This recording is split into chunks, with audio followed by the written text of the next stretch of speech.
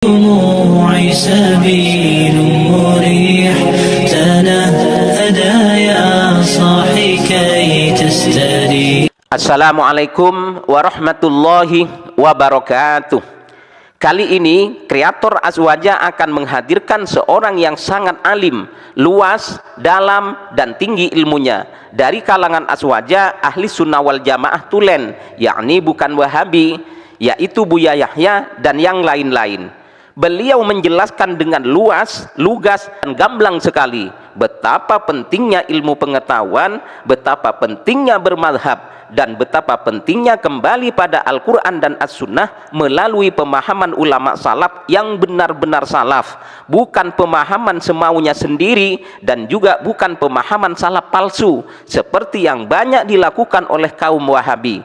Betapa hancurnya, betapa rusaknya, betapa kacaunya di ketika umat kembali pada Al-Quran dan As-Sunnah tanpa didasari ilmu pengetahuan yang memadai, tanpa memiliki perangkat-perangkat yang akan mengantarkan mereka paham pada Al-Quran dan As-Sunnah, seperti ilmu bahasa Arab, gramatika Arab, usul fikih, kaidah-kaidah fikih, ulumul Quran, mustalahul hadis, dan lain sebagainya. Terlebih lagi mereka tidak mau mengikuti pemahaman ulama salaf karena mereka sebenarnya anti mazhab, namun kadangkala pura-pura bermadhab karena malu-malu kucing.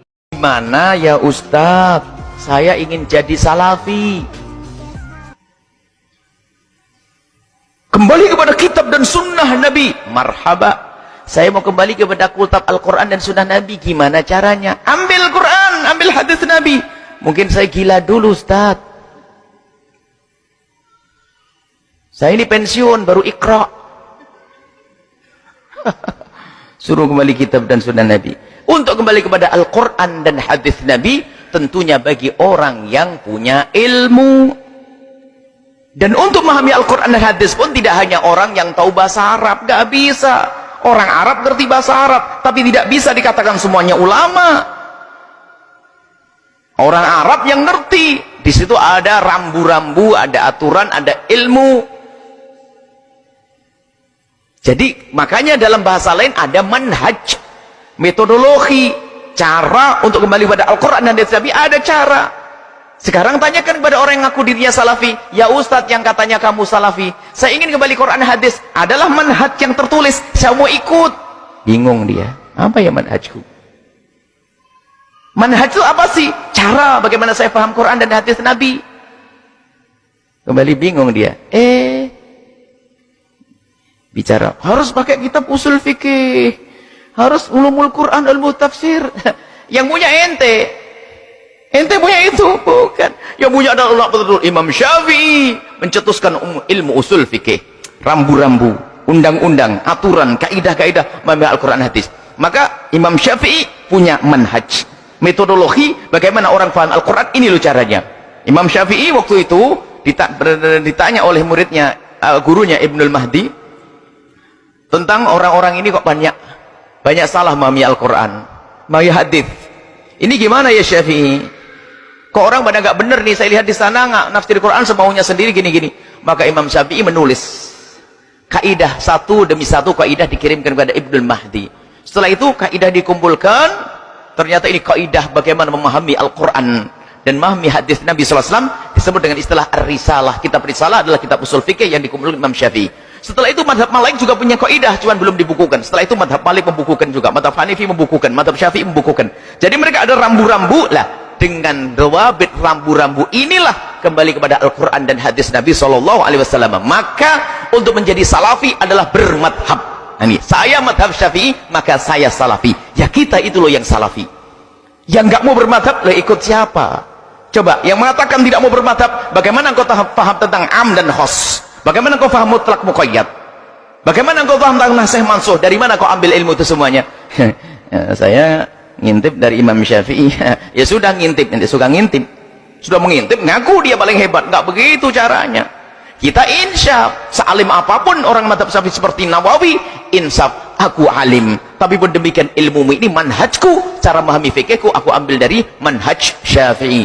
Makanya Imam Nawawi dikatakan beliau adalah Asy-Syafi'i, bermadhab Syafi'i. Kita ngikuti ulama. Guru kita ngikuti gurunya, guru kita ngikuti gurunya, dan seterusnya. Mereka ngikuti Imam Syafi'i dalam memahami Al-Quran, hadis Nabi, keluarlah cetusan hukum fikih. Dan Imam Syafi'i punya dhawabit untuk memahami Al-Quran, punya rambu-rambu untuk memahami Al-Quran. Jadi kalau pengen tahu salafi, ya kita inilah salafi.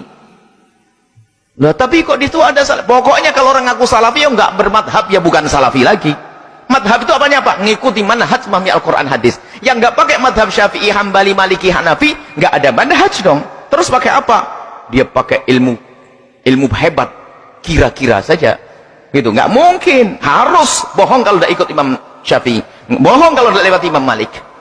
Kalau kita kan diajari tawadhu, insyaf, mau kita intisab kepada guru, guruku siapa? Ini ngikut sampai nyambung. Ini salafi adalah orang yang mengikuti Al-Quran dan hadis Nabi SAW.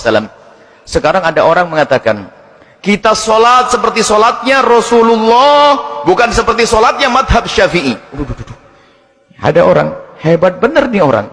Kita sholat seperti sholatnya Rasulullah, bukan sholat seperti madhabnya Syafi'i, bukan seperti sholatnya madhab Malik. Ini kan orang kurang ajar kepada madhab Syafi'i. Seolah mengatakan, Syafi'i sholatnya tidak seperti sholatnya Rasulullah. Satu.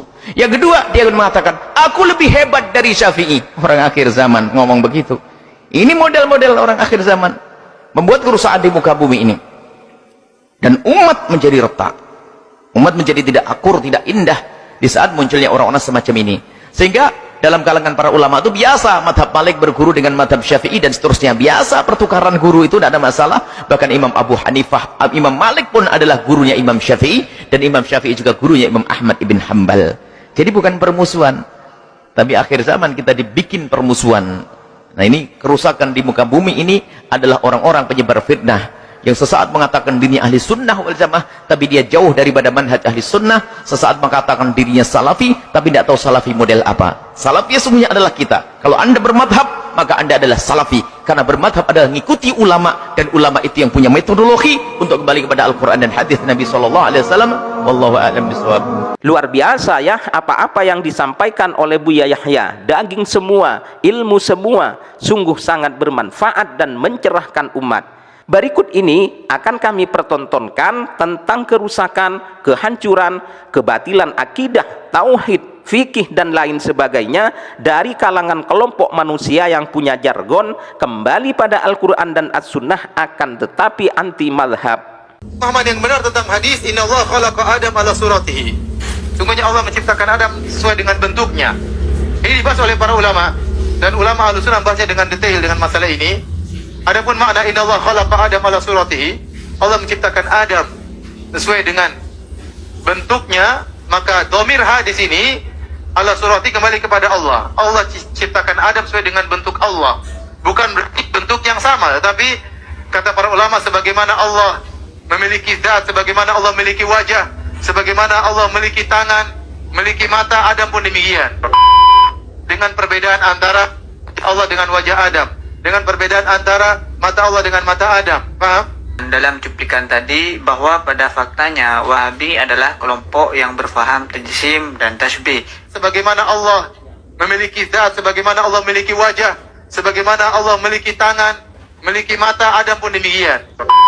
Tajsim adalah keyakinan bahwa Allah Ta'ala memiliki anggota tubuh seperti wajah, tangan, mata, dan sebagainya. Adapun tasbih adalah keyakinan yang mengatakan bahwa Allah menyerupai makhluknya. Kedua faham ini yang ada pada Wahabi telah disepakati oleh para ulama sebagai penyimpangan dari ajaran Islam yang sahih. Ustadz Firanda dalam memaknai hadis, sesungguhnya Allah menciptakan Adam dari bentuknya, ia mengatakan bahwa dhamir ha kembali kepada Allah. Menurutnya, Allah menciptakan Adam dari bentuk Allah. Sebagaimana Adam memiliki wajah, Allah pun memiliki wajah. Sebagaimana Adam memiliki tangan, Allah pun memiliki tangan. Sebagaimana Adam memiliki mata, Allah pun memiliki mata, dan seterusnya. Kesimpulan seperti ini terlalu gegabah dan ceroboh. Jelas bahwa Firanda tidak membaca keterangan ulama secara komprehensif. Jika ia memaksa memaknai hadis tersebut seperti yang ia terangkan, maka tidak ada keraguan ia telah terjerumus kepada pemahaman tajsim dan tasbih, yang mana keduanya mustahil bagi Allah. Sebagaimana firman Allah, "Laisa kamitslihi syai'un wa huwas samiul basir." Tidak ada sesuatu pun yang serupa dengan Dia, dan Dialah yang Maha mendengar dan melihat. Dalam firman yang lain, walam yakul lahu kufuwan ahad, dan tidak ada seorang pun yang sama dengan Dia. Imam Ibnul Jauzi dalam kitabnya Daf'u Syubahit Tashbih bi'akaffit tanzih menjelaskan hadis di atas dengan beberapa penjelasan yang sangat baik. Pendapat pertama, para ulama mengatakan bahwa dhamir ha dalam hadis tersebut merujuk pada orang yang dipukul tersebut, bukan kembali kepada Allah. Hadis ini diriwayatkan oleh Imam Ahmad dalam Musnadnya, Imam Bukhari dalam Adabul Mufrad, Imam Al-Baihaqi dalam Al-Asma' wa Sifat, dan dijelaskan oleh Ibnu Hajar dalam Fathul Bari. Pendapat kedua, bahwa dhamir ha dalam hadis tersebut merujuk pada Adam itu sendiri, yang berarti bahwa Allah menciptakan Adam langsung dari dirinya sendiri, tanpa melalui proses yang biasa dialami manusia lain, seperti pembentukan dari air mani, segumpal darah, dan sebagainya. Pendapat ini disampaikan oleh ulama hadis asal Maroko, Syekh Abdullah bin Siddiq Al-Ghumari. Dari dua penjelasan para ulama di atas, tidak ada satupun yang menyimpulkan bahwa Allah menciptakan Adam dari bentuk Allah, yaitu Adam memiliki tangan seperti Allah memiliki tangan, atau Adam memiliki mata seperti Allah memiliki mata, kecuali hanya pandangan kelompok Mujassimah dan Musyabbihah seperti Abu Ya'la, seorang perawi hadis yang dikenal dengan faham tasbih. Pemahaman seperti inilah yang diadopsi oleh kelompok Wahabi. Setelah membaca Al-Quran, Sadaqallahul Azim, ini pun juga bid'ah. كذلك يبين الله لكم آياته لعلكم تهتدون صدق الله العظيم. Ini pun juga bid'ah. Kiai pulang bingung, umatnya lebih bingung lagi. No. Orang yang menyebut dirinya manhaj salaf atau salafi, sampai sekarang saya sudah tanya banyak orang, itu tidak ada yang berani terang-terangan mengatakan mereka mengikut siapa ulama atau siapa imam yang menjadi rujukan mereka. Sebanyak itu yang mendakwa diri sebagai salaf, apa enggak pernah nanya siapa yang kalian rujuk, siapa imam kalian? Kami ngikut Quran dan Sunnah. Oke, enggak ada masalah.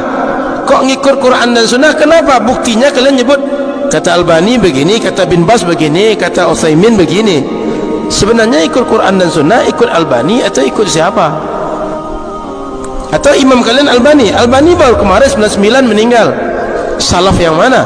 Mencukur gundul adalah tradisi kami. Sang pemimpin Wahabi Muhammad bin Abdul Wahab melarang mentiadakan adat cukur gundul, karena dia menganggap cukur gundul adalah awal pertobatan seseorang jika masuk agamanya. Inilah bid'ah yang telah dilakukan oleh Wahabi sejak munculnya mereka pada kurun 12 untuk menyelisihi kaum muslimin yang mereka anggap kafir musyrik. Kenapa kita harus bermazhab, Ustaz? Harus bermazhab karena Anda bukan mujtahid. Pilih 4. Dari yang paling tua, Hanafi, Maliki, Syafi'i, Hanbali. Wajib pilih. Nggak boleh nggak ikut mazhab. Loh, tapi kan Ustaz kata Nabi wajib berpegang teguh Quran dan Sunnah. Iya, Quran dan Sunnah itu tidak bisa Anda pahami berdasarkan akalmu. Harus ikut ulama. Mana dalilnya? Al ulama warathatul anbiya.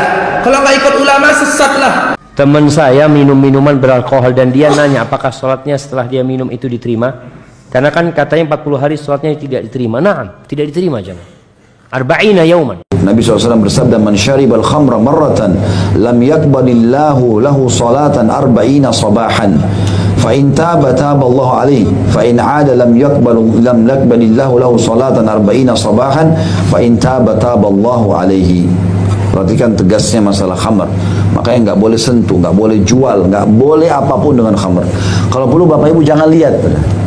Disebutkan secara khusus namanya, nggak usah lihat, nggak usah tahu, tinggalin aja. Udah. Sentuh pun nggak usah, nggak ada apa-apa pokoknya sama itu, sudah selesai. Gitu. Karena ini pengharamannya luar biasa gitu. Pengharamannya bukan main-main, bukan Allah kasih isyarat, enggak, memang disebutkan namanya. Itu hadisnya maudhu.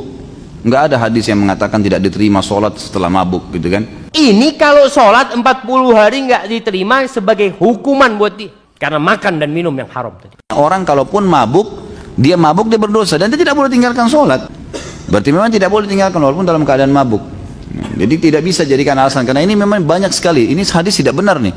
Yang dikatakan Nabi SAW bersabda, orang yang minum khamr tidak akan diterima sholatnya selama 40 hari ke depan. Itu hadisnya maudhu. Enggak ada hadis yang mengatakan tidak diterima sholat setelah mabuk gitu kan. Sudah dia berteman dengan iblis, antum juga jadi. Ini kalau di zaman Umar bin Khattab dicambuk double-double nih gitu. Baik. Yang haram dimakan dagingnya berarti kotorannya najis. Najis secara hissi. Najis benar-benar membatalin wudu. Sudah.